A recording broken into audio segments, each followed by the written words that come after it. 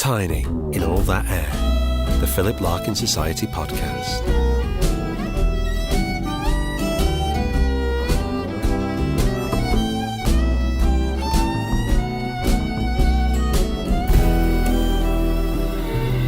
Hello, welcome to Tiny in All That Air, the Philip Larkin Society podcast. My name is Lyn Lockwood and I'm a trustee of the Society, and I'm here today to talk to Wes Finch, who's from the Mechanicals Band, who are doing this amazing project of setting some of Philip Larkin's poetry to music. So, hi Wes. Hello Lyn. Hi, thanks for joining us. I know last night you did your show in Hull, so I just wondered if you could talk a little bit about the whole project and how you got on last night. Yeah, last night was the first ever public performance of the Righteous Jazz, which is what we've called this show that we've put together. And it's a combination of music, poetry and theatre. So we had somebody playing Philip Larkin, somebody playing Monica Jones, and a little band off to the side. And we set a few poems to music, and then we also had a lot of incidental music. So just kind of digesting and recovering from last night. It was a long day. Was it quite an intense evening then for your first performance? Yeah, it's been quite an intense period leading up to it because, you know, I'm a musician, but I've kind of stepped into the arena of producing theatre now. So it's been quite an intensive period in the run up to it. Lots of rehearsals and then a full kind of 12-hour day at Hull Truck yesterday, getting everything ready. But yeah, it went well, I think. That's great. And how long has this project been underway? How long ago did you get started with it? Well, I think right at the start of this year, I was in the process of writing some songs. Well, in the Mechanicals Band, the band that is part of this Righteous Jazz thing, we set music to poetry. So we've done a few different things. We've done a Shakespeare album. We've done a bit of a mixed bag album. But Philip Larkin is somebody that kind of piqued my interest quite a while ago. So we found ourselves with a few Larkin poems as songs. And then earlier on in spring of this year, there's a festival called Shoot Festival in Coventry. And they gave us a small commission to make a short piece. And my pitch was this, combining Philip Larkin's poetry with some music and theatre, just to make something a little bit different from a regular gig or just music performance from the band. So Shoot Festival were able to put us in touch with a couple of actors and a theatre director, and we pulled together about a 25-30 minute show that we called The Righteous Jazz, and that got really well received in Coventry. It was performed at the Tin Music and Arts there, and the people that run the Shoot Festival was Paul O'Donnell mainly, and he encouraged us to go for some Arts Council funding so that we could develop the ideas we had there a little bit more. So that's what we've been doing over the last few months, and yeah, all kind of culminating in last night, first performance in Hull, and then we'll have another performance in Coventry on the 14th of November at the Tin Music and Arts, where we did it all originally, and we've been rehearsing a bit there too, but they're a partner on board with this project. And then I guess we're going to recoup and see where we can take it from there. And what are your next plans then? Would you like to be able to tour it a bit more widely? Definitely, yeah. From last night's performance and the one coming up in Coventry, we're going to get some audience feedback. And I think, yeah, the plan may be to go for some more funding so that we can develop it and make it tour ready, and hopefully we can tour it around some theatres and music venues in autumn next year. That'd be great if we can make that happen. I'm going to try and do that. Oh, that sounds fantastic. So what was it? You said, the Philip Larkin poems piqued your interest, and you're from Coventry, aren't you? So did you grow up kind of being aware of Larkin? Not really, it's quite strange. I can't remember him being mentioned or studied in school much. As somebody that I come across and I've been aware of, but for me, it's only in the last few years for me that I've had a kind of awakening to poetry, and I've been kind of devouring a lot of it. And in that process, came across Philip Larkin, and genuinely did enjoy a lot of his poetry, and I still do. But I also found, there's a lot of kind of strange parallels with Philip Larkin and myself. We grew up in a very similar part of the city. He went to one secondary school, and I went to the kind of sister secondary school in the city. They're both quite connected. I almost bought a house on Pulteney Road, which is one that his family lived in Radford for a little while, I believe. But I didn't know that at the time. Yeah, and there's a few other strange little bits like that. I found myself going to holiday destinations that he'd also enjoyed. We were driving up to Scotland a couple of months ago, and we went past that England sign, on the A1. Yeah, okay. Have you seen the famous picture of Larkin with the England sign? And tempted to stop and reenact the photograph. Yeah, I was. Yeah, he does have a way of kind of getting into your psyche, Philip Larkin, I think. Yeah, very much. I ended up reading a lot around his poetry, like the Andrew Motion biography, a couple of other books, and fascinating person. I'm not sure whether I could say I really like him, but I do find him very interesting as a person. Yeah, definitely an interesting person. Yeah, and there are different sort of accounts of his life. So, Andrew Motion's description of Larkin and Larkin's life is quite different from James Booth's biography, for example. So he does sort of challenge our perceptions of him sometimes, because there's so much kind of variety to his life and the way he communicated with people, which is always fascinating.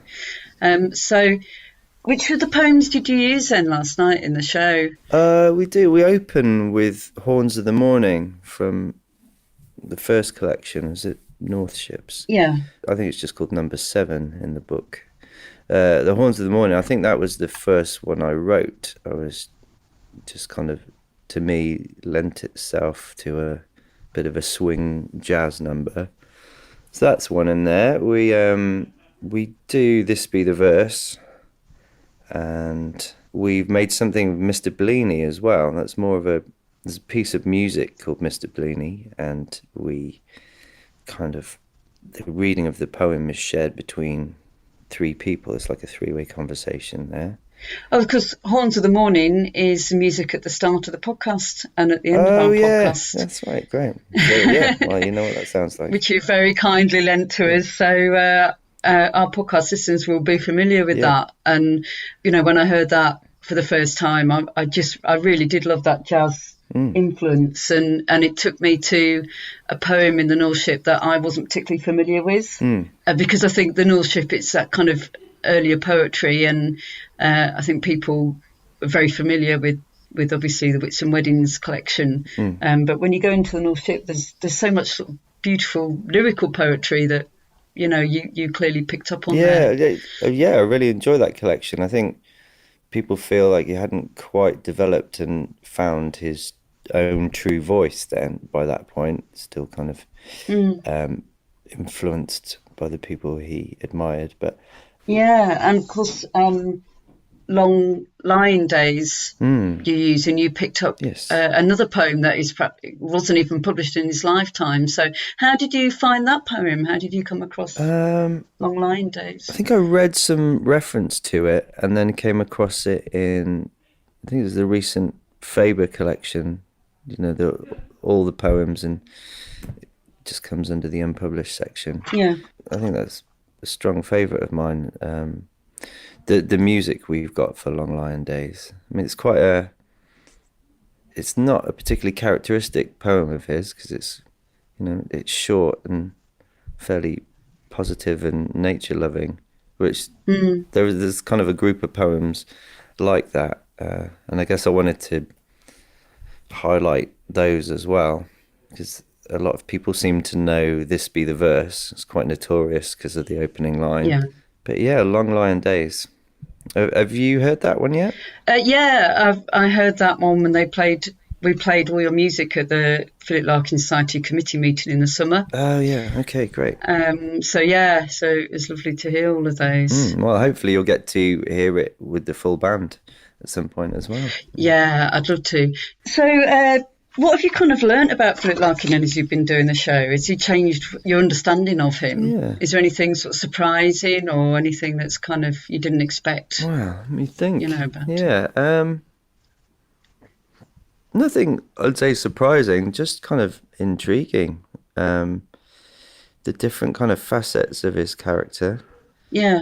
It's slightly amusing that he's known for being a poet, although he didn't publish that much, and he always had this full-time job as a librarian, and I think he was quite attached to it, became quite attached to it, and was just a really good administrator for whatever that's worth. I know it's not particularly rock and roll or artistic, but he obviously found something in that, in the running of an institution like that and the organisation that appealed to him. His love of jazz music is obviously a huge part of his life. He liked jazz music up to a certain point, and I can say I'm a fan of jazz music, but probably after that point that he stopped liking it. So. Oh, okay, right. Do you like the more sort of contemporary kind of atonal sort of jazz that he didn't like? Not so much the bebop, but I'm a huge fan of Thelonious Monk and Bird and stuff like that, which I know he didn't really get on board with. But that's fine. It's also been fun kind of exploring the music that he wrote about and listened to as well. That's been pretty fascinating. And we do... So there's one song called Spider Crawl, which is just an old kind of jazz blues number. And there's an anecdote of him belting this out as he's riding his bike back from the pub in Kenilworth. And I drive down the exact road he would have ridden his bike down and sing that on his way home. And we do a version of that in the Righteous Jazz. So that was quite fun to unearth and learn that one. What's that called again? Spider Crawl, it's called. Yeah. Yeah, I was reading about Sidney Bechet today, and he died on the same day he was born, on the 14th of May. So I was thinking maybe sometime next year I'd like to do a Sidney Bechet focused podcast to come out on the 14th of May, because he sounded like a really interesting character, and I think he didn't always play by the rules, and I think he was a bit controversial. So I could sort of see why Larkin perhaps might have been drawn to him a little bit, a kind of a rebellious spirit. Yeah, I have to find out more about Bechet. So there's the poem, isn't there? For Sidney Bechet? Yeah, for Sidney Bechet. Yeah, we've actually written a song for that, and it hasn't made it into the Righteous Jazz performance yet. But hopefully by the time, is it May comes around, we might be able to send you a version of that. Oh, that'd be lovely. Yeah, trying to do something in a New Orleans jazz style, obviously. Yeah, well, I think for Sidney Bechet, it's a poem that sort of touched quite a lot of people, and the whole the line about your love falls on me like an enormous yes, and there's a whole collection of poems that was written in tribute to Philip Larkin, and they use that as the title of the collection, and I don't know, there's just something very joyous about that poem, and I love the kind of joyous side of Philip Larkin. As much as that kind of slightly dry and darker, and obviously towards the end of his life, a lot of his poetry goes to very dark places. But I thought it'd be nice to do a podcast where I have a variety of people come in and talk about that particular poem. Okay. Yeah, so definitely that'd be great. I'll keep you posted on that, and let me know how. What you end up doing with your version, sure, and your musical version. I will. That'd be lovely. Yeah, perhaps we could all go and record it in New Orleans. Yes, that would be fantastic. Podcast trip. I'll see if the society can fund us out to New Orleans. That'd be great. Yeah, and I know I wanted to ask you about was the conference. You came up to Hull, didn't Yeah. you, for the conference organised by Kyra and Yeah. Rebecca? How did you find that? How did you find getting involved with that? Oh, I loved it. I felt like a little bit of an imposter amongst lots of academics and much longer term fans, but yeah, I really enjoyed it. I mean, it was a great opportunity to kind of show what I was working on and get people interested. So I think a lot of people from the society came to the performance last night, which was great. I spoke to a couple, but yeah, just really enjoyed hearing other people's take on certain aspects of Philip Larkin and his life, and even better, all go to the pub afterwards and talk Larkin for hours. Brilliant. Yeah. Well, it's a great place to talk Larkin is in the pub, because Larkin would have appreciated that. Yeah, he would have approved. Yeah. Yeah, definitely. Yeah, and you've been working with Simon at the archives as well, I believe. Simon Wilson at the archives. Yeah, that's right. So our theatre director, Connor Alexander, and I came up a couple of times, and Connor came up with me once, and Simon Wilson showed us around the archives, and that was absolutely fascinating but overwhelming at the same time when you see the amount of stuff there, the detail. And we spent a couple of hours kind of looking at letters and photographs and seeing some of the artifacts and all the books that were his personal library, and record collection as well. But yeah, really grateful to Simon for that. He was really accommodating. It was a fascinating day. Yeah, I've had a day up there a couple of months ago where we were looking through Larkin's photographs, because we were picking some new photographs for the postcards for the merchandise for the society. Yeah. And it is lovely just to look through the things that Larkin produced. Yeah. And the amount of things that he did and the things that he produced, he was just a sort of, he lived life to the full, didn't he? I mean, as you were saying before, being a fantastic administrator as well, Yeah. So yeah, because of that, everything's kind of categorized, and all the letters are bound up with color coordinated ribbons and stuff like that.